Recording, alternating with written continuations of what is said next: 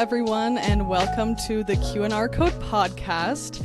This time, a very special episode with Quinn, Riley, and Haley Fitzgerald, who is another Wyoming horse girl and wears many hats, we could say. So, welcome, Haley. Welcome, Haley. Welcome to the podcast. Thanks so much for having me. Absolutely. Thanks for joining us. For anyone that doesn't know Haley from her Instagram, Spruced Plume, we'll just cue you in on Quinn's little reference, many hats. I had to wear my plume today, even though I don't usually wear a full-size hat on the podcast. And Haley's wearing one of her truckers today, too. She's an amazing small business owner and artist that makes beautiful designs and much, much more. We're so excited to have her here and get a little more into her background because, like Quinn said, Haley is a Wyoming girl of, I think, over a decade now. Is that right, Haley? Yeah, it is. Yeah, but from Virginia, where you guys know I am right now. So that's kind of a fun connection. And was it, I have to imagine, like the public lands drew you out to Wyoming, but what started that transition for you? Yeah, 100%. I definitely just needed some wide open spaces. And I finished up with college and I really did bounce around quite a bit. But I went from college in Virginia to West Virginia to Vermont to Telluride, Colorado, and then landed in Hobart, Wyoming. And I haven't left. So it's a hard place to want to leave, that's for sure, especially when you're someone that loves playing outside and loves the backcountry as much as you do. How young were you when horses became part of your life? I don't know, that early part of your story. yeah, so my grandfather and grandmother had horses, and my grandfather had a Clydesdale, and I was just absolutely obsessed with this big, gentle giant. And so I've been a horse girl my whole life. I'm just an animal girl in general. Yeah. And so being able to connect with horses has been just a huge part of my journey. And it, started at a young age, really had that love instilled within me from my grandparents. And then I did hunter jumpers, fox hunting, more English style riding when I was younger. And then when I moved out west, full blown transition to Western riding and all mountain riding, hunting off my horses, things of that nature. So it's been a long journey with horses and just growing my horsemanship skills and having horses be a part of my life. It's very integral. Oh my gosh, word. Integral. You know the word I'm trying to say. Celebrate mispronunciation on this podcast. We recently read the book, what's it called, Ry? Word Slut by Amanda Montell. And so now Riley and I are radically reclaiming that words really aren't real. You can say them however. It's about, cool, you perfect. Got the point across. Good, I'm in good company then. I'm just going to start making stuff up. Yes, we will believe you. You just have to sell it. You have the confidence, you sell it.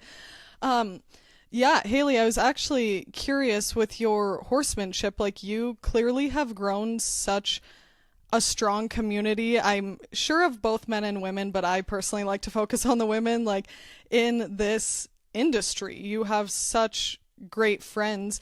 And has that happened just kind of naturally over time? I assume there has to be effort to some degree on your end to create a solid community. And do you feel like your friends are how you learned a lot more of the Western horsemanship stuff, or have you been going to clinics, or how do you progress your horsemanship skills? Yeah, sure. I mean, all of the above, right? Like attracts like. So definitely attracted to other people who are going through the same experiences as I am, or have the same goals or want the same outcomes as far as horsemanship is concerned. So definitely have attracted friends via Instagram or just, here in Wyoming that are interested in doing the same thing, kind of that all mountain backcountry riding. interested in hunting with horses, interested just in like progressing their relationships with horses and really focusing on trust-based relationships. I'm all about, I hate it when people say, oh, you know, I'm going to break this horse. That's not what I'm about. I'm going to build this horse. I want my horses to be confident. And I want to be able to trust that when I go out in the backcountry with them, that I know how they're going to react if they do react to something, and that they're going to turn to me for support and not take off. So I'm more around building horses. And so those are the like-minded people that I've definitely attracted over the years and have really formed deep relationships with. And as far as growing my horsemanship skills, as far as I'm concerned, there's not, you know, one way to train a horse. And so if I do go to a clinic, which I love going to clinics. I am always constantly trying to learn. Any person who tells you that they know everything about horses or horsemanship, frankly, that's, am I allowed to cuss? Yeah. Yes. That's a bunch of bullshit. Every single horse is so different and they require different tools. So when I go to a clinic, or I'm learning via online or through my friends, I'll take those tools, and one thing might work for one animal and it's definitely not going to work for another. So constantly learning, constantly putting tools in my toolbox. And really, you know, like I said, I love going to clinics, and 75% of that, what's being taught, might really resonate with me and might really work for my herd. And the other 25%, you know, I could take it or leave it. I may agree with it, I may not. So it's just a point of picking up things along the way and working with people along the way that I think will help me build my herd into just having really confident stock that are going to perform well in the backcountry and keep themselves safe as well as keep me safe.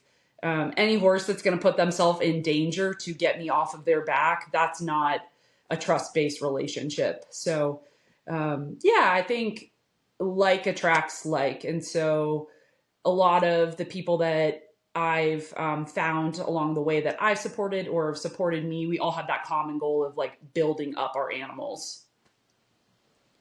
I think that that's just any foundation of a relationship, especially training, like you said, does so revolve around trust. And it's something that I've loved to see, I think, more of a shift towards. I feel like when I look into what's going on in the dog training world right now and horsemanship, more and more people are really embracing that. And it's less about this domineering master vibe that I think can be really detrimental to seeing that forward progress that you want to see.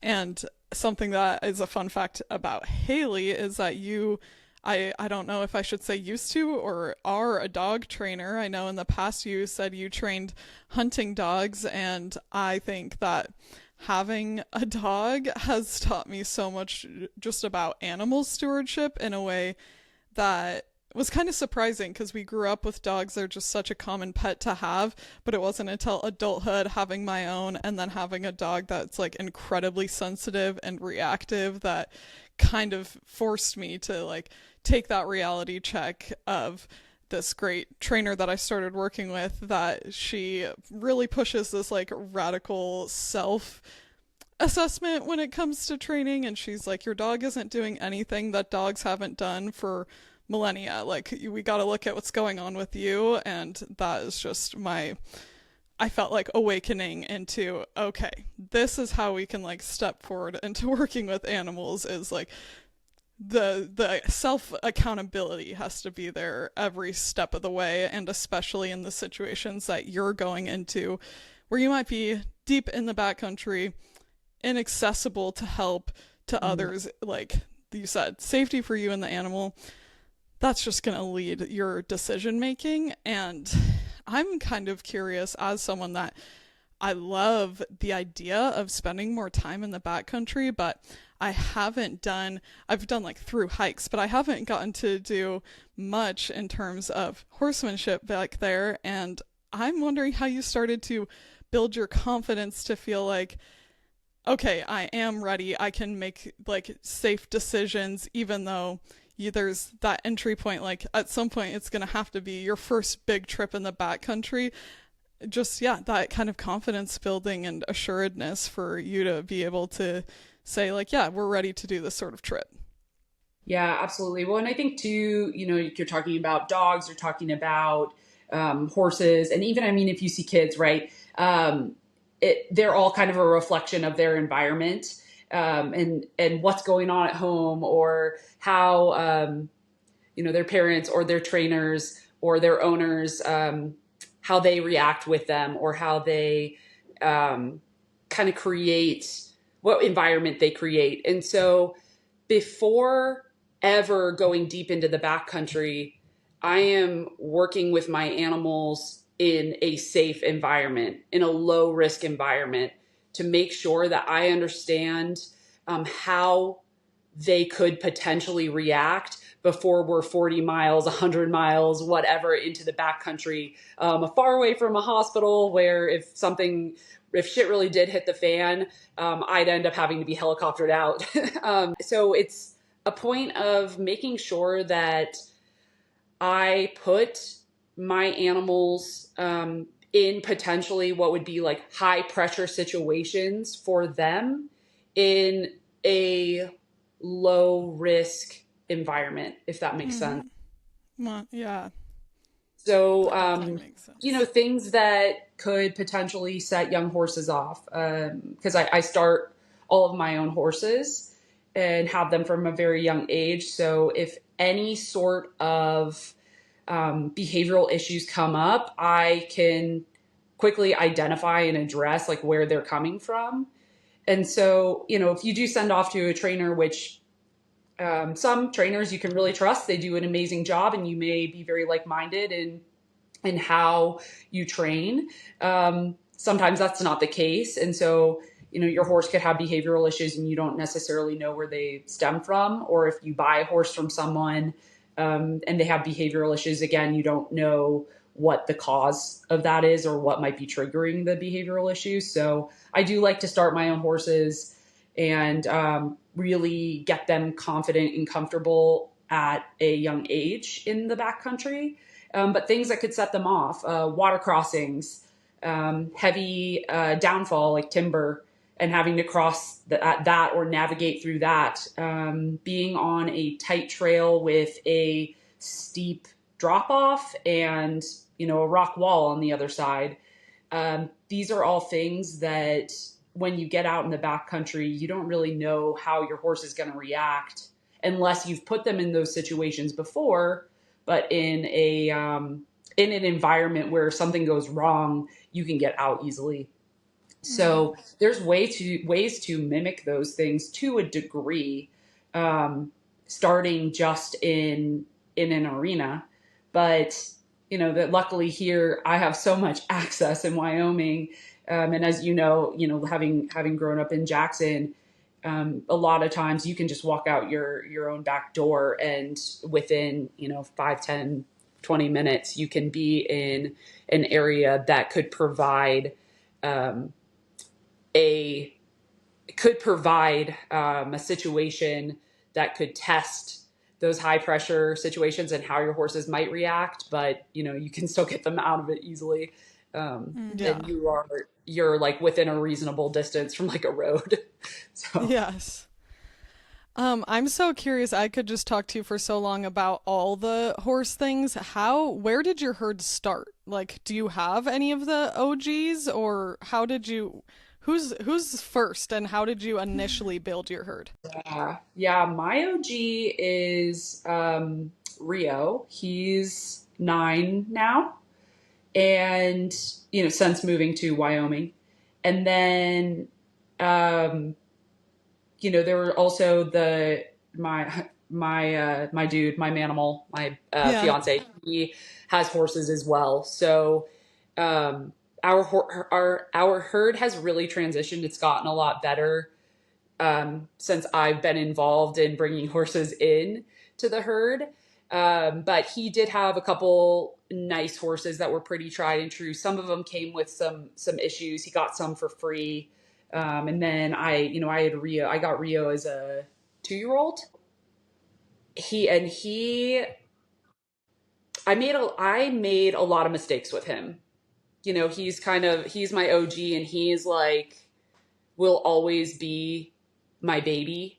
And what I've learned over the course of now, gosh, starting another 5 horses, what I've learned is that when you get them really young, they have to transition at some point from being the baby to being your teammate.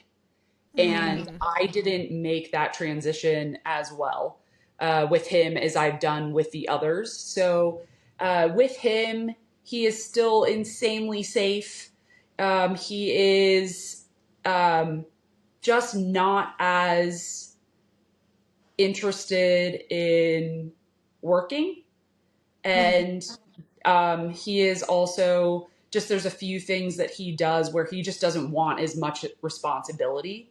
And a lot of that is on me because I treated him like a baby for so long, and we didn't transition well into teammate territory, which I've done a lot better with my horses since then. And so a lot of it is learning. A lot of it is just continuing to build and strengthen. And Rio is still a dynamite horse. He will take you through anything. He will take you over anything. But when we do, 20-mile plus days, he doesn't want to lead all day. He doesn't want to be responsible for everybody because I didn't ask that of him at a young age, like I've done with everyone else. So all my other horses, they're like, all right, I'll lead all day. I'll be responsible for this herd right now, because there's a big difference between that lead horse and the one that's just trailing behind, going nose to ass, that can deadhead a little bit. They don't have to step into a position of responsibility when they're, 2, 3, 4, 5 down in the line. And so having a herd full of leaders has become really important to me, because I need to be able to, if we're out on a multi-day trip, we are maybe riding one day, packing one another day, and then the other one has the day off.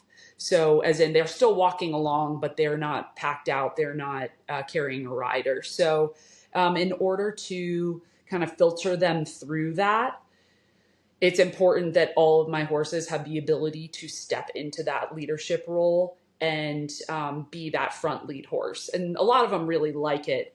He doesn't like it as much. He's got like a 4 to maybe 6 hour window where he's like, I'll be responsible. And then he's like, I don't know that I want to keep doing this. I want to be back there. I want to deadhead and go nose to ass. So, it's been really interesting. Just as I grow, to also see how my herd grows. And, I'm really proud of the animal that I'm able to produce. And I keep buying them younger and younger now. I'm like picking up weanlings, and I love that because you really do get to have the baby stage. Yeah.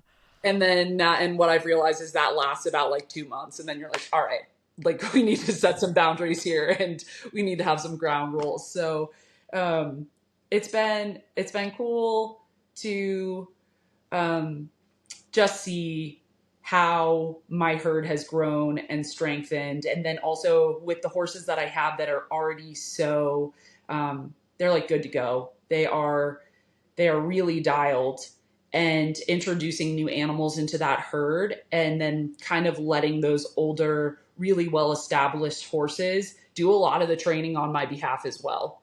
It's been awesome. That's honestly, that's just the best feeling when you are seeing those years of work come to fruition. And I know, Quinn, I was thinking a lot of you, I know you can relate to that feeling with starting Ghost for the first time, where it's like, I've made mistakes along the way, but you have to, like, when you're going to be that vulnerable to jump into something like horsemanship, and you're not someone that's like, oh yeah, I'm coming from this legacy. This has been something that I've been up to since I was a little kid. We were in a similar position as you where we rode growing up. Our grandparents had horses, but that wasn't our like living in and out day to day. And so even if you are, you could have had a 5 generation ranching operation for all I'm concerned, and you're still have a lot to learn because different perspectives are so important. And in the Western space specifically, because that's what I know a little more to speak to, I have definitely been given counsel, and Quinn has too, that then we were young and you're trying to take in all the information you can, but it's like, oh, actually, now that I know more, like I would not approach it like that, and that's Sure. that's not going to work for us in this house. But I let Quinn speak to that a little bit more.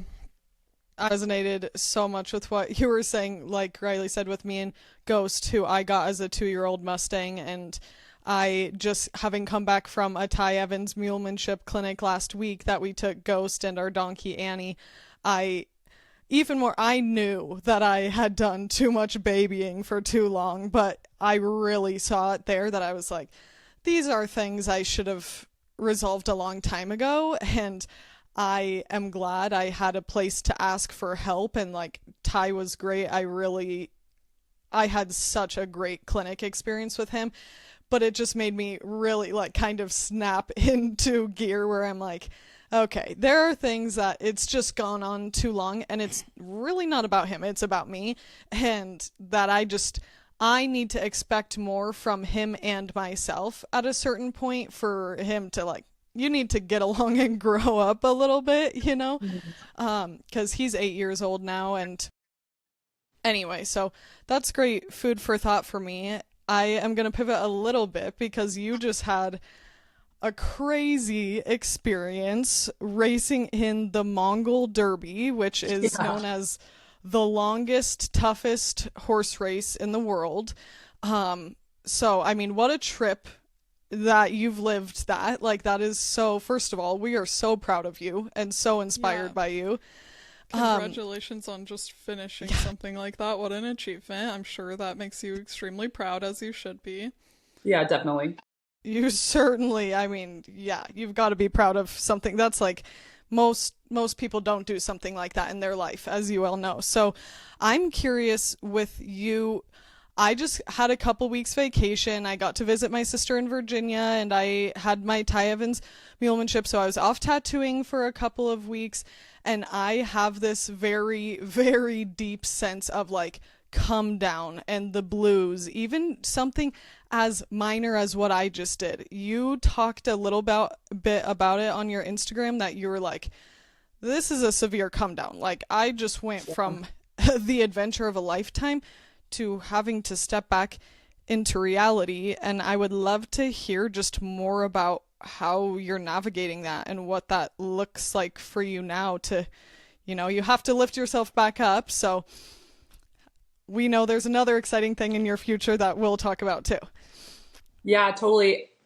Honestly, it's like even more so than just the Derby itself. The whole reason I decided to do the Derby, I'd wanted to do it for a long time, but I finally was in a position in my life where I could make the time to do it and I could financially pull it off. It was difficult, but I did it. But I got into a bad horse accident in 2023. And so I applied to do this race while I was in bed after this accident, after a very major surgery. Ended up being non-weight bearing for 4 months. And, yeah, it was a pretty major traumatic accident. I broke T3, T4 in my back. I tore up both outer proximal hamstrings in my left leg, and then just completely ripped through my femoris muscle in my left leg as well. So I was in a bed for a while. And yeah, before I was cleared to, I started riding again, because when something is your entire life, sometimes you pay to play, you end up in the hospital. It's not the first time I've ended up in the hospital because of a horse accident. But it's not something that I'll ever be able to give up. And also I knew that the sooner I could get back on the horse, because I've always been the person that will immediately get back on the horse, And just at that time, obviously I couldn't, but the sooner I could get back on the horse, the sooner I could start kind of filtering through the emotions that were going to come along with getting back on the horse, especially the horse that I had the accident with, which was a young horse, 3-year-old horse. So,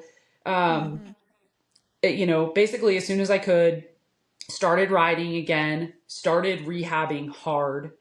Because when you have major injuries like that, you have to really keep on with rehab. So in order to accomplish this major goal that I've set out to do, had my accident in 2023, applied for August of 2025. So I had about almost a 2-year window to one, get my body back to a point where I could actually take on a race like this. So it was had that accident, then it was a 2-year build up to this race. So the come down was really pretty extreme. And something that I've learned in this, because I kind of just have I choose to do kind of intense and difficult things. And so, but something that I hadn't rationalized because I hadn't done anything this difficult or this extreme is that when you do something so extreme, it really has to be met with extreme healing. And, I got done with the Derby. Then I traveled for 7 days in Mongolia with my manimal, who is, he is like just as go, go, go as I am. And I'm not sure that he really realized what I had just been through. I don't think anybody really understands what the Mongol Derby really means, the toll that it takes on your body, what it does to your nervous system, what it does to your adrenals, overall, the toll that it takes on your body to, one, go that hard, for that long every day. And also, you're like at a calorie deficit, you're dehydrated. You couldn't possibly take in enough calories or water to keep yourself, your levels where they need to be. And on top of that, the horses are really not interested in people. They are not interested in helping you out in any way. So, you're kind of in flight mode or fight mode all the time.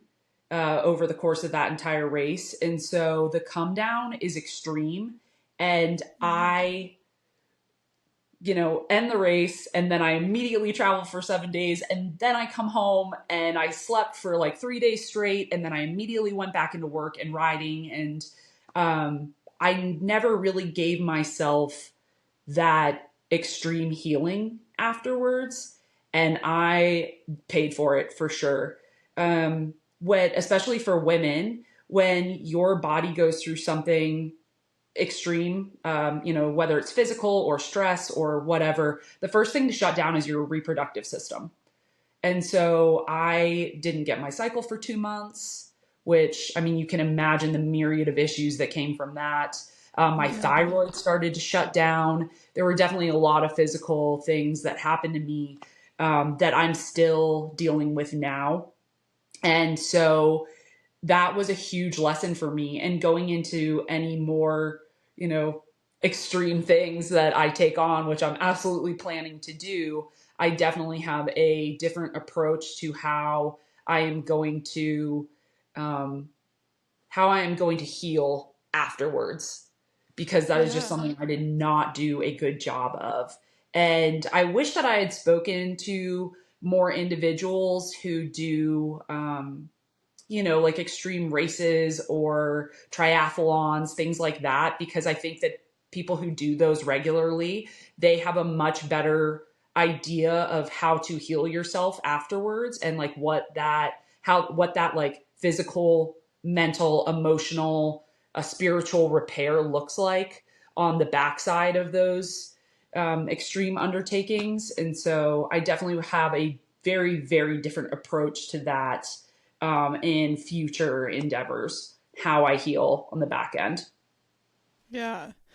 That's such an important part of those accomplishments to consider, because I do think it's such a personal thing. The people that are in your life supporting you, on the outside it feels like I had a friend that just did an ultra marathon, and there's all the build up, and so you're seeing that work go in, you're seeing what happens, and then the event takes place, you're so proud of their accomplishment.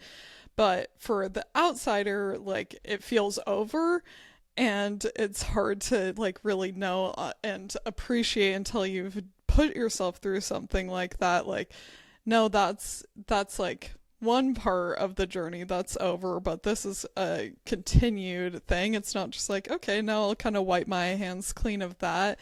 And Really. I just think thank you for sharing that with us, because I'm kind of like floored that you said you missed 2 cycles after that, because that's something that happens to, like Olympic gymnasts, that they're just like train athletes of all types that are training at that level all the time. Of course, that comes up with, and for women, we, I think, are in a great like reckoning. And I think today we're talking more about our hormones and like what women's needs are in terms of fuel and balance and sleep, in order to be like operating at the level that women can and should operate at. Like, we know that there are badass women out there doing every myriad achievement, but there is that extra layer of things to think about. And this is like a small question in terms of things, but Haley, I'm glad you brought this up, because I was like, I wonder if she's comfortable talking about this. But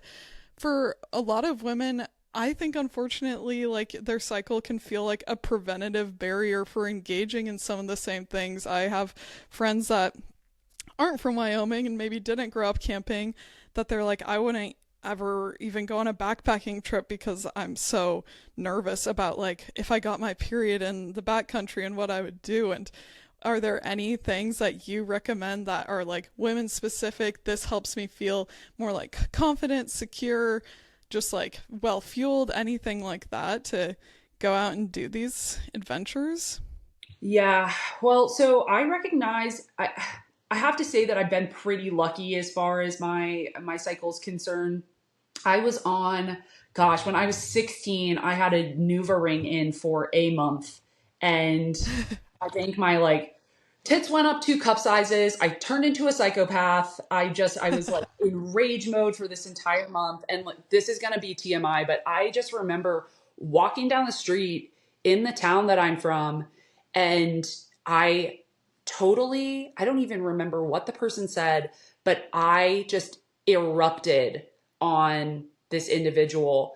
And after that happened, I was like, you know what? This is not me. This is not right. I should not be feeling like this. And I yanked that Nuva ring out of me on the sidewalk and threw it in the garbage, like in a trash that I was walking past. And I have never been on any sort of like I've never done the IUD. I've never done the pill, anything like that since. I've just tracked and really tried to feel into my body. And I think because of that, I've gotten really lucky in not having a ton of like the normal period symptoms. I don't get bad cramps, things like that. But I have never, ever let my period stop me from doing things. I don't even really think about it. I just know that I'm going to need something, to like tampons or pads or whatever during Yeah. that time, or like a Diva cup, which is often what I'll use in the backcountry.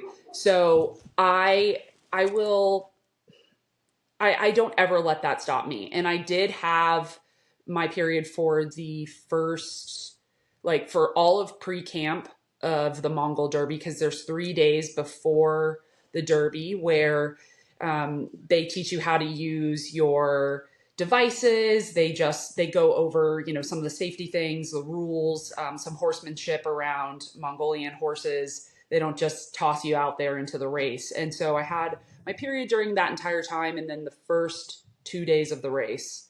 And there was just no way that that was gonna be a determining factor as to whether or not I took on, this major dream and major goal of mine. I've just never really let it stop me.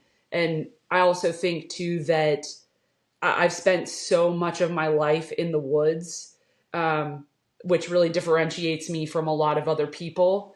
And so that's never been a limiting factor for me. Even now that I am having some more hormonal issues post the Derby, because my reproductive system is trying to refire, and like I said, having now post Derby having some thyroid issues, which also can lead to some hormonal imbalance, as well as another, like a lot of other myriad of issues. I I am now working on, like, getting that back to a state where it's functioning, but I'm still doing all the things that I want to do, and I don't think I'd ever let my cycle stop me from living my life.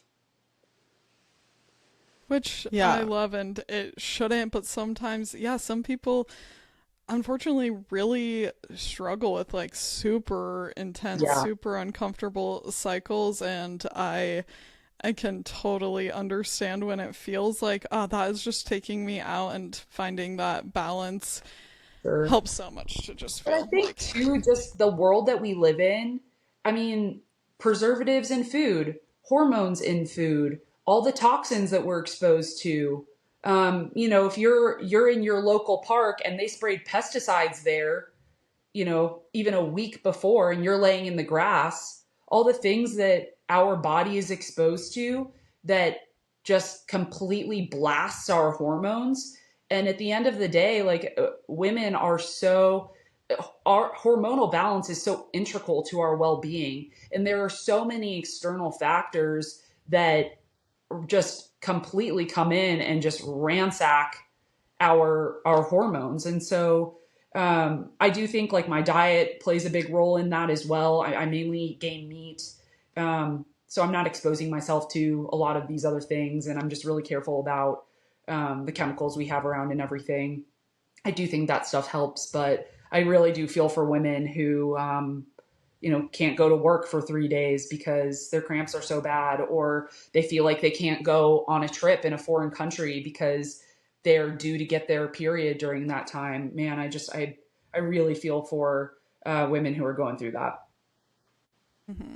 Well, I think having conversation, of course, this is like stated a million times now, but the vulnerability and conversation about it, I genuinely do think helps, because still often, like, Dad, I'm calling you out, and not in a positive way this time. Like, we will bring up our period, and still, he's joking, but he'll be like, "Ooh, don't say that around me." Pretend, and it's like, okay, I get that as a joke, but honestly, Yeah. drop it at this point in time, because it's like is way too much history of like shame, or people being grossed out about it, or talking about, think about being a middle school girl, like, if you were one of the few that started early when you were 10 or 11, like, I remember a couple of our friends seriously feeling like so othered and so embarrassed that they couldn't even like function, didn't want to come to class if you bled through your pants into your seat or something. So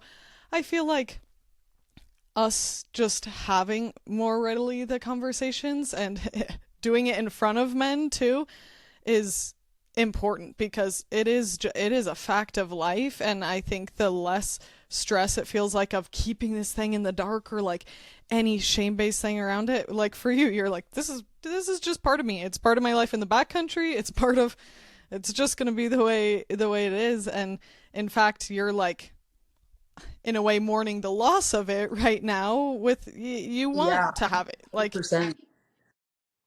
Yep. you want it regulated. So I appreciate, I think that women are so inspiring and strong and powerful, and if you can be on your period and starting the Mongol Derby, like, you can do you can defy gravity. So sorry, you Quinny, go for it, right? Go ahead. I was just so curious because you said they give you like a little debrief on Mongolian like horsemanship, and Yeah. of course that is like a really ancient horse culture. When we talk about like in Kazakhstan and Mongolia, there horses, as the podcast should know if you guys have been paying attention, they were brought over to North America and South America. They're not natives, but now they've been on the land a long time and they do like amazing in these conditions. But I would love to learn like if there's any differences that stand out to you or fun facts or tidbits about that style of horsemanship, because I know that in the Mongol Derby specifically, these are from semi-feral horse herds, so that's going to come with, of course, a different approach than when you're with your herd that you know that you work to be that level of reliability that you personally like look for. And just yeah, hearing about that a little bit more would be great. Totally. I mean, first thing I have to say is these horses are incredible. Um, just I had so much fun connecting with these animals, and it's they are so consider all horses are flight animals, correct? And so, my herd, I wouldn't necessarily say that they're flight prone. They're ultra domesticated. They like people. They want human interaction. They like to go work with me. They like to go out and do things with me. These horses, they live out on the steppe year round. They all winter are tossed out onto the steppe, and they are facing predators. They are facing exposure. They are facing like having to go out and find forage. So, 8 months out of the year, they're in a very feral situation, and they are like always in survival mode, and their flight instincts they're just so hyper aware of their surroundings. And so, like if even your domesticated horses, like a fly lands on their back and their skin twitches right there. So they're just so attuned to their surroundings. I think even so much more than any of us give them credit for. So, you think about your domesticated horse that you have versus these Mongolian horses and how attuned they are to their surroundings, how flight oriented or fight oriented they can be. It was really interesting to work with these animals, because you can feel when you ride them, they just really do have this like untamed spirit. And I rode everything from legit Nadon racehorses to like a kid's horse to a livestock horse. So it was a whole gambit of horses, and I was getting a new horse approximately like every 25 miles. And something that I recognized right off the bat is if I had a really difficult ride with one horse, when I got to that next station, I had to like regroup, reground into like myself and my energy, because I could not take the energy from my ride from that last horse into this new animal. And you get on them and you have very little time to adapt your riding style to them, because they are not doing you any favors. They are not adapting to you in any way. And so it was really cool for me and really a privilege to be able to interact with these animals and kind of have like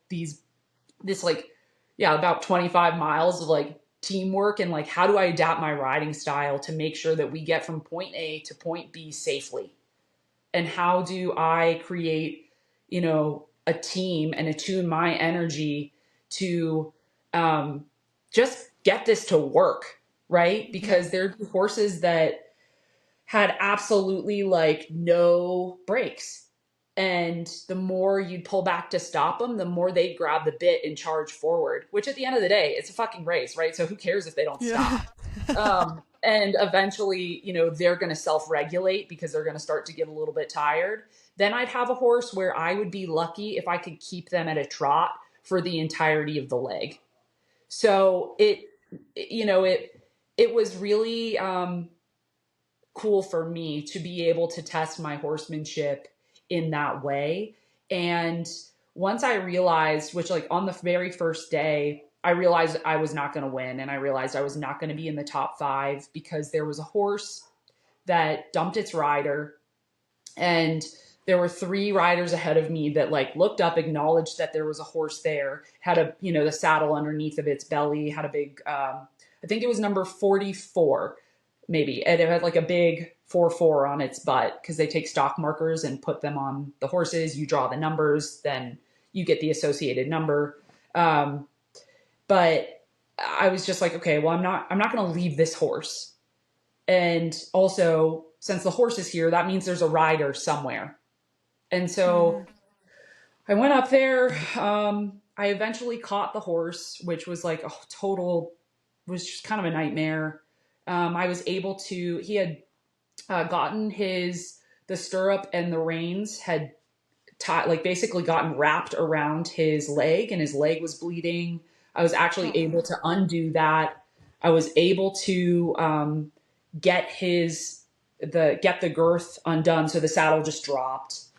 Then trying to keep him from getting away from me because he's scared that the saddle dropped. I ultimately was able to get him tacked back up, which was crazy, but it really expended a ton of time. Meanwhile, the horse I was so lucky. I had a horse that I could hobble and get off of that would just stand there, because that definitely would not have been the case with several other horses that I rode.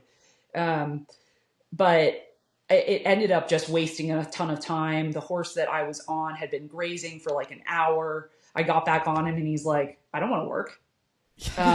And so I really didn't make it to where I should have made it that very first day, because I'm the person that will stop for the horse. And so I guess once I realized that I wasn't going to be like in those top 5, it took a lot of pressure off of me. And so when I had a horse that I was struggling to keep at a trot, I didn't get too worked up about it, because one, maybe the horse wasn't in great shape, or, you know, there was some other factor that kept them from being able to, be basically a gallop the entire time. But I just like in those moments, I was like, you know what, this is still a nice horse. This is still a good horse. And I'm having a lot of fun, and this is beautiful landscape, and I'm going to get where I'm going. It may not be as fast as I want to, but it's going to happen. And so, I really did try my best to attune my energy to that animal, to enjoy, the leg, and try to do my best to adapt my riding styles to, best help that horse to get us where we needed to be. Because at the end of the day, like, the horses don't sign up for this race. And the other thing that I noticed too very early on is from watching some other people that would get really frustrated with their horses not, staying at a canter or going into a gallop, readily doing those things. They would get very frustrated, and they would take that out on the animal. And those animals did not react kindly to that. I mean, either like a dead stop, they weren't going to go faster than a walk. They were going to try to toss you off. So, trying to like adapt your riding styles in order to best support the animal, and meet them where they're at became like my biggest goal, of the entire race. Because I knew I was going to finish. There was never a doubt in my mind that I wasn't going to finish this race. And I also do think too, just from watching some other people that get really frustrated with the horse before, and then draw their next horse and walk up with this big angry energy, and that horse would become insanely reactive. And then the horse before them tried to buck them off. Now this horse is trying to buck them off. Well, guess what? All day long, those people were drawing horses that were trying to buck them off. Well, I don't think it was the horses. So just making sure that I like really recentered before every animal that I got on. And certainly I had a couple that tried to get me off their backs too. Especially they're really just like nervous. They've never had a top pack on their back. The Mongolian riders ride standing up, and their stirrups are more on the next to the horse's body, like up on the body. So they're not used to the stirrups hanging and flapping around. There's so many things that are like a first for these animals within this race. And so, you have to meet them where they're at, and you cannot bring the energy from the previous ride into this new ride. And so it was just, yeah, it was such an epic experience for me. And I'm really proud of how I showed up for the animals, because at the end of the day, that's why I was there. I mean, obviously there's a human element to the race. And some of the people that I've met there, I will be lifelong friends with. But at the end of the day, I was there for the horses. And so I wanted to do the best by them no matter what. That's so inspiring to hear. I know, like, I can't, you just bring up that word honestly because you grab life by the horns, and I appreciate so much that you worked being present into that race because, first of all, I'm sure you enjoyed it a lot more. You know, with horses, if you're not going to be present or patient and you're thinking of the next step and the next step, it's not going to be as enjoyable. You have to be in the moment with them to really benefit from this whole, the therapeutic nature of horses. To find that, you have to kind of, I don't know, not necessarily put your ego aside, but put the pride aside to the point where you're like, this is about us together. It's not about me versus you. And I think that speaks so much on who I really resonate in this culture with, because of course there are people that, like, the vegans on the outside of this are like, why would you ever get on a horse? Like, this is animal abuse or rodeoing, that's a whole nother topic. But Yeah. it says so much to me that there's, like, we get to have a conversation with a rider today that had that type of awareness and presence and honoring the horse and acknowledging, I am a human I'm the one deciding this. I'm going to let the horse be as fulfilled and present and true to itself as I can. Hmm. Let it be. Yeah. And I really do think that some of them really enjoyed the legs. There were some that were like, no, absolutely. Like, I'm definitely not having a good time. Yeah. And so, yeah, being respectful of that as well is definitely important. But I had horses where, like, we were both totally having a blast. And I do also have to say too, like, with something that I'm really proud of, and just coming back to the, like, energy and trying to build a team every time I got onto a new animal, is I was one of two people out of, like, 45 riders that did not end up ever getting tossed off, bucked off, or thrown, like, dropped off of a horse. So I didn't come off at all. Wow. Which I think also, like, I can't imagine how much worse off my body would be if I had come off. And I do also think too that I was one of the only people that really rode in a very defensive riding style. A lot of the people were in 2-point. I didn't do that. My ass didn't leave the saddle at all. There was one horse that I had to get up in 2-point. It was the fastest horse that I rode. I think I clocked him at 36 miles an hour, and I had to get up in 2-point or else I got left behind. And I actually did. When he took off, because you don't know anything about these animals either. Sometimes you get a warning from, like, the translator, and there were some horses that I got warnings about. And when you get the warnings, you listen. But I got, also you can tell a lot by the herders, right? Like, you draw a horse, and if they get real excited, you're either about to be on, like, a crazy fast horse, or they're like about to have a show because this horse is going to try to buck you off. So, like, that's where the excitement comes from them. So you know that, it's going to be one or the other. But that horse that I had to be up in 2-point with, I got on him and there were two people holding him back. And the translator says to me, "This is the fastest horse that they have." And the herder says, "Hang on." And then they let me go. And he freaking darts forward. Like I said, I think, like 34 or 36 miles an hour for this. He was also one of the two of the smallest horses that I rode for the entire thing. Just a quick little guy. And he launches forward and I lose my left stirrup. So I'm riding with just my right stirrup. He's at, like, Mach speed, flat out. It's pretty normal for them to, like, turn towards another herd or, like, a yurt or, like, a high line. They if we're out for a long time, they're like, I'd rather go over there, that herd or whatever. And so we're about 4 miles in. He is not slowing down. And I'm just like praying to anyone who will listen. I'm like, God, Jesus, the Easter Bunny, Santa, Father Christmas, anybody who will listen, like, please help me.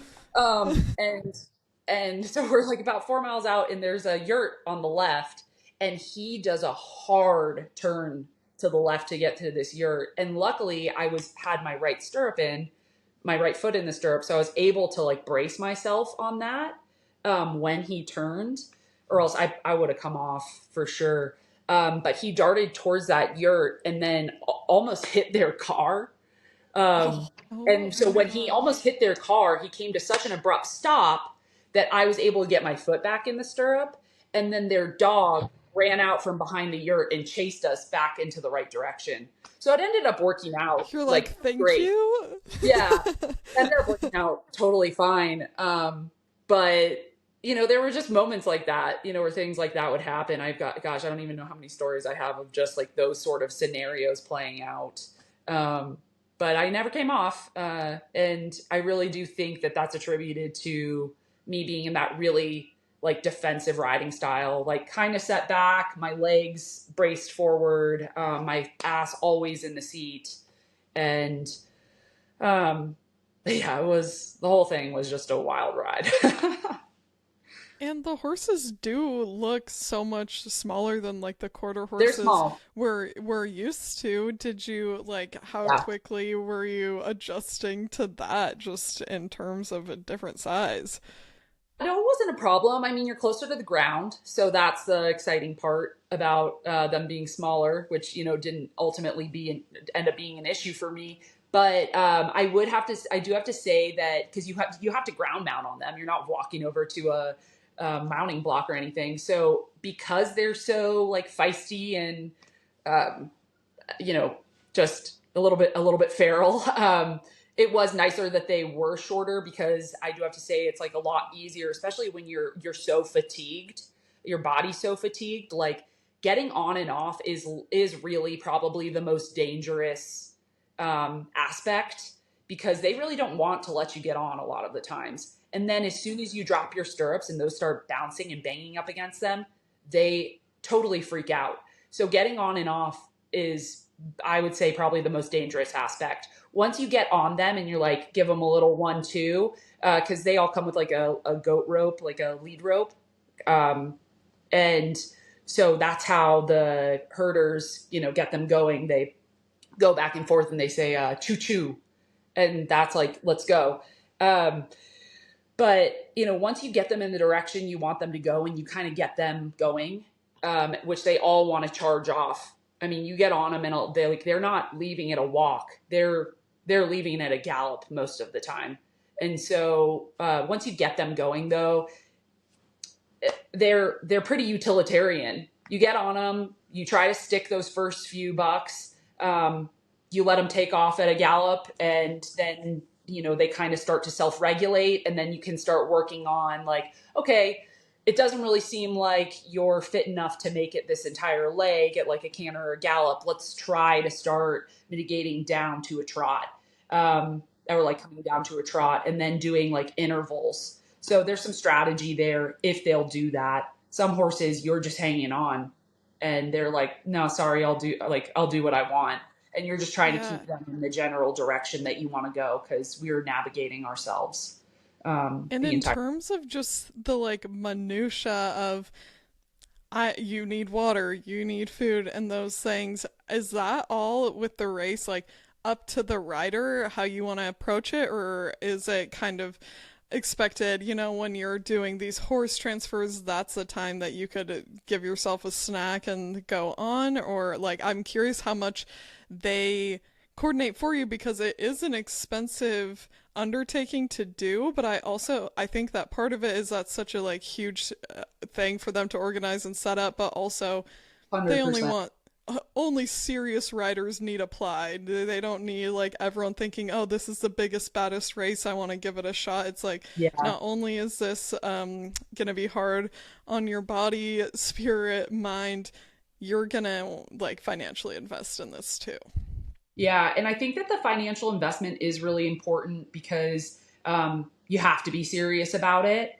Um, but at the same time, I don't really think they're making a whole lot of money off this race. Yeah. And they're making money to pay the team that's there. But I don't really think that there's a whole lot of it's not like a big money maker for them. Especially once you get there and you kind of see everything that goes into it, you're like, oh, okay, yeah, this is a huge undertaking for this company. But as far as like food and water is concerned, I had an inline filter that I carried. I rode with a ski patrol vest from What Vest, which is a company that's out of Laramie, Wyoming. And so they did a custom, yeah, let's go Wyoming. So I rode in a custom ski patrol vest that was like a bit shorter and had a few, things that were different from the ski vest. But I had an inline filter that I rode with. So I was drinking about 2 liters of water every leg.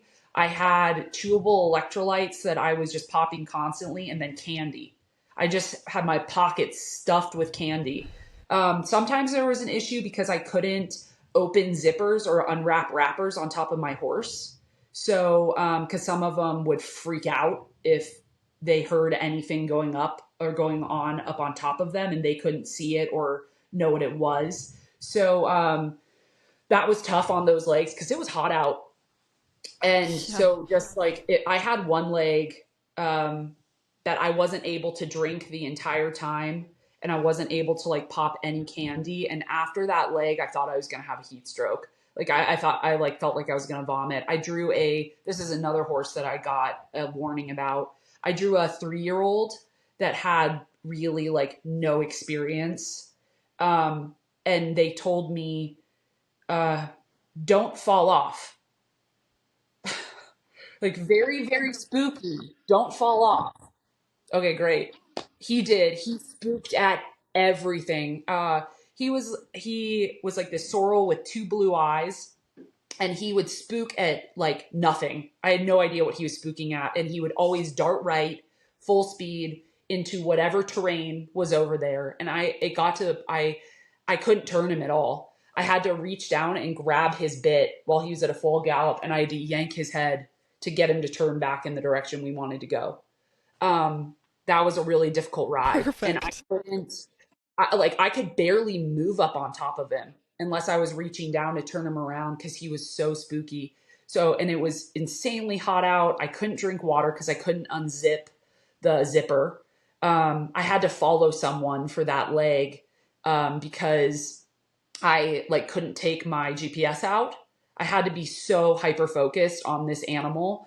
And so once I got done with that leg and got in, which at all the stations, they provide food for you there. So you can stop and like, snarf something or take like a little hand pie or like shove food in your pockets and eat on your next ride. But I got there and he was scared of everything. He was scared of the kids playing soccer. He was scared of like the silver water basins that they would drink out of. He was scared of the vet. Once you get to a station, their heart rate has to come down to 56 or below within 30 minutes of you arriving at that station. Well, his heart rate came down to 56 at 33 minutes. So 3 minutes past what like that 30-minute interval. So that was the one vet penalty that I got. And like I knew it was going to happen because his heart rate was He just just, yeah, I he couldn't couldn't calm settle, down. couldn't relax. And so it ended up being a blessing that I was like bummed about it for like 2 minutes. I like gave myself like this like little weird cry. And then I was just like, you know what, Haley, you're so fucked up from this last leg that if you were to get on another horse right now, you would just trash yourself. You'd probably get a heat stroke and be eliminated from the race. So it also ended up being so much fun because there were like 8 kids there. And, the adults, they don't really care to interact with you as much, but the kids are so excited. to like hang out, and they're really into like Google Translate. So they want to talk back and forth. They gave me like a tour of their goats and showed me all the Yes. plants not to I feel like you touch. found the right lady. I do like a Exactly. goat. 100%. Yeah. I'll hang out with your goats all day. And they like showed me how to do a traditional Mongolian dance, and I showed them how to swing dance. We did manicures. Like it was a blast, and it ended up being like from a cultural standpoint a really cool experience for me to like stay with this family at this station, because I think I rolled in at like 4:30, which means I wouldn't have been able to draw until 6:30 because it's a 2-hour time penalty. And then um, with the with that being said, I would have had, I would have had to like vet a horse, draw a horse, vet a horse, get tacked up, and then have, I don't know, what, 15 minutes to ride. So I knew I was going to be there all night. So I just enjoyed myself. And it ended up being like one of the most fun nights of the race for me. So, yeah, it was cool to just, you know, some of the setbacks are blessings, and it ended up being a lot of fun. But as far as like the food and the water's concerned, you do it at every station. They provide, you can have food, water, and you could rest there or sleep there if you want to. Um, and there were 29 stations, and you can sleep out as well if you want to. In which case, you may or may not get food or water. But that's why I had the inline filter, because their water treatment there is not great. So kind of having that like reinforcement already in my pack, where I know that water is going to be filtered and safe to drink, was really important for me. And then the food, it is what it is. You're eating whatever the hell they'll give you. And you don't really know what's in any of it. They eat everything. They milk everything too. So, I mean, yak, um, cows, goats, sheep, horses, camels. You don't know what it is Yeah. coming from. Well, you But you know, eat it Quinn and because you're I, hungry. we are into food, and there's nothing that's a great seasoning like hunger. So, did you have any bites that you were like, "Ooh, damn, this is delicious"? Yeah, totally. Everything tastes good when you're that hungry. Um, Yeah. I do have to say though, like the the grossest part for me was like the smell from the long drops, because everybody eats so much like mutton there, that it smells like shit and lanolin. And so Okay. it was just like, that was so gnarly, the long drops. And I had this really funny experience where, because I don't drink, and I was sleeping out with a family, and they drink fermented mare's milk there like it's going out of style. They put it Oh, in wow. these big jugs, and like these big water jugs, and they drink so much of it, and it's all like available all the time. That and a tea that is basically like, it's called milk tea, and it's basically milk with like a little bit of black tea in it, that's hot. But that's what you're drinking all the time is milk, or you're eating meat or noodles. But every single meal is going to have milk and meat. And so um, it Not fun if was, you're lactose intolerant. well, I mean, yeah, it's all unpasteurized too. There's no pasteurization at all. So the fermentation is kind of like a way of pasteurization, I Yeah. guess. But they also have, I can't remember what it's called. I think it's called Arat, maybe. It's a when you come into the yurt on the right side, there's a big like sack that's, I think, made out of goat. And it's just this really big sack that hangs. And that's where they ferment alcohol, which is also milk based. And what I didn't realize is that the fermented mare's milk and this alcohol basically taste the exact same. So Oh. you're in a yurt staying with this family, and the family, like, they had a few yurts, and they basically pulled all the kids out and then gave myself, and I was traveling with two guys at the time. Um, and so we are in this yurt, and the grandmother brings us what I think is just fermented mare's milk. they drink everything out of bowls. So she pours me this big bowl of fermented mare's milk. I don't love it, but I took like 4 big gulps of it so I could drink it about halfway down just so I wasn't being rude. Yeah. And I'm sitting there and we're hanging out and Blake's sitting down. He's this British guy sitting down next to me. And I look at him and he's kind of like, I'm like, Oh fool, no. no, I must be so dehydrated and I'm going without dinner tonight because they didn't feed us at this yurt. I'm going without dinner tonight and it was so hot today. And like, man, like I must be suffering from heat stroke because that was like a big thing. Heat stroke was, a couple people got it. One of them went into kidney failure. Another started peeing Oh, blood. Like it was a big deal, the heat stroke thing. And so I was like, oh shit, maybe this is what this feels like. Um, and then I closed my eyes and I was sitting there and I felt like I was levitating. And I turned to Blake and I was like, are you okay? He's like, are you okay? Like you don't look very good. He's like, how much of that did you drink? And I'm like, well, I just took, I drank half of it. I didn't want to be rude. And I'm like, I didn't, it's just fermented mare's milk. And he's like, no, Haley, you just drank like probably 4 shots worth of like 80 proof alcohol. oh And so no. coming off of this like extreme The day, last thing I you don't drink. want. And I ended up like crawling out of this tent and vomiting like outside of their yurts. I felt horrible. People probably, they're like, who's this girl out here puking right outside of our yurt She where our cannot kids handle sleep? her milk alcohol well. Exactly. And then I go out to the long drop because I'm like trying to be more polite. I know I'm gonna vomit again. And I'm out there crouched over the long drop vomiting, and I get done and I open my mouth to take a big breath and a fly from the long drop came into my mouth. No, No. Gotta be kidding That's me. where we draw the line. This like lanolin that's shit smell, is going on. Then this fly comes in my mouth. I was like, oh my God. And anyways, but it's just like honestly, like looking back at those stories now, it's so funny. And it was just such a rad experience. And most of the time things were going wrong. But you just have to laugh about it because it's it's like just regular life. Things are going wrong all the time. It's just like amplified in that situation. And so if you don't have a good attitude about it, you're going to get wrecked. There's no way you're going to finish. And so like being able to laugh at that stuff was really important, just throughout the entire experience. And That just applies to life in general, I'd say.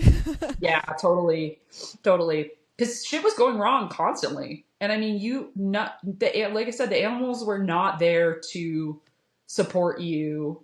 They were not there to help you. So more often than not, like things were just really hard. um, and then or just like lost in translation, which was the case then.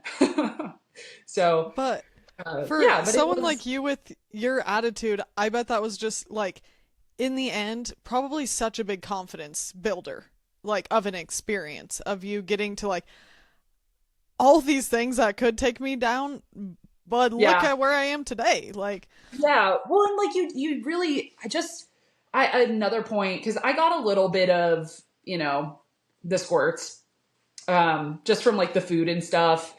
The way that they handle the food there, it's like it's definitely a waste not, want not culture. So if you don't finish your drink or your meal, either they drink it or eat it, like the family will, or they dump it back into like the community food, and then they reserve it. And so who knows what you're picking up? And they don't necessarily have the same standards that we do because they're those like germs and bacteria and things like that's what they live with. And then, I'm coming from the United States where, a lot of things are like squeaky clean and people are afraid of germs, especially in this day and age right now. Hmm. Um, and so it's just different. And so of course, you're going to pick up something. And so I dealt with like a little bit of that. And I was riding, this horse that, ended up being pretty chill. I named him Spice Boy because I named all the horses that I rode. So, I named him Spice Boy. He was like the color of cayenne. And also, I got a warning about this horse. I got a warning about Spice Boy. They said, very spicy. And I'm like, okay, well, that was a lie. And this was the only time that I got a warning, and it actually was not applicable because Spice Boy was about as spicy as like a cold glass of milk. Um, he was like really not interested in going. Um, just one of those animals that I really had to work to get him to participate. And so I'm on Spice Boy and I am not that far from a station, but I'm gonna shit my pants. And I'm like, well, I'm only on like leg, 17 of 29. I have one pair of pants. It would be very dehumanizing at this point if I go to the bathroom in them on top of my horse. And so I was like, okay, I got to get off.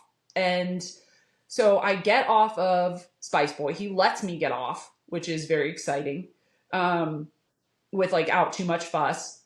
And so I'm hanging on to him and I immediately drop my pants and I like yank my vest off. I throw it on the ground and Spice Boy didn't like that big motion. So he jerks away from me. He gets away from me and he like trots off like 30 yards and stops to graze. And I'm like, okay, luckily he's not, like very motivated to go fast or to like really move at all. So it was like, okay, fine, whatever. I'm not going to like try to get him. I'm going to take care of myself first and then go try to get this horse. And so I open my bag. I'm, doing my business on the ground and I'm searching through there and I realize my wipes, they were packed on top of my horse in my top pack. So there was no way I was getting to them. So I'm like looking through my bag, like, okay, what am I going to sacrifice in here to wipe myself? And I've got like some gloves and stuff. I'd rather have those.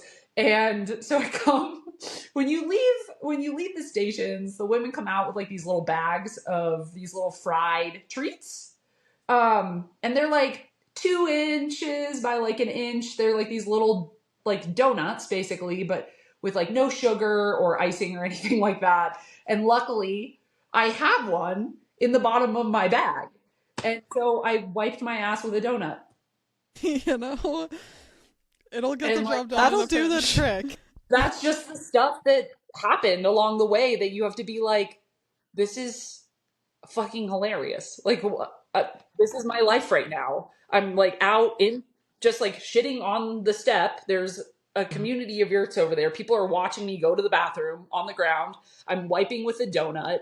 I'm gonna have to catch my horse. Like, it's just, that was the chaos that just like was everyone's life, right? And so that was a funny thing too. People would be complaining and you're like, we're all going through this. Same but different.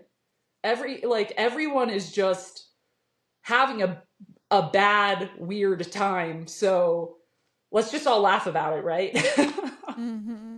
That kind of stuff is happening constantly. The closest I've ever been to that experience is being the passenger stuck in traffic on the freeway and using a donut container to squat over to pee and having to hold a full container of donut pee until we got to the next exit, which took a long time. You don't know what you're possibly use them for. It happens.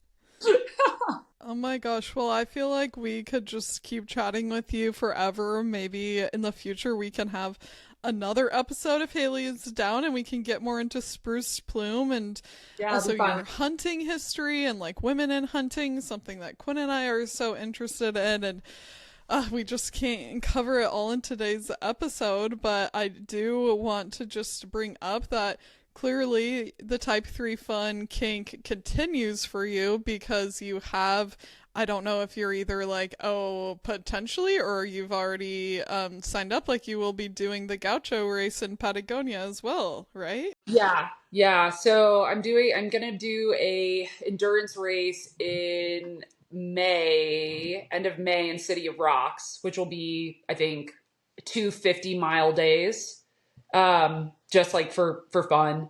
And like for some training stuff. And then, yeah, definitely planning on doing the Gaucho Derby in, it'll be January of 2027. So almost a year out from that now. So exciting. Well, we're so grateful for you being someone who posts on social media because we can follow along on this stuff. Again, like Riley said, I so echo, like we could talk to you about, we have so many. You are one of our celebrities that we follow and like keep up with on Instagram. So everyone, if you aren't following, we will tag both of your accounts. But Haley has an amazing small business, Spruced Plume. It's funny to even call it a small business because I feel like you have grown so quickly in your 2 years of full time, which congratulations. Yeah. But Haley is very generous with herself is often sporting one of Haley's pieces. Oh yes. So we love to see that. Yes. But you're a great person to follow along with because you share so much of your life. You're very generous with that and seemingly unafraid of just like cluing people into what you have going on. So we're grateful for that. And we're super grateful for your time, Haley. Thank you so much for coming on our podcast. Thank you both. Well, you have a great rest of your day and holiday season. And we'll talk to you soon, Haley. Okay, sounds good. Thanks, guys. Bye. Bye.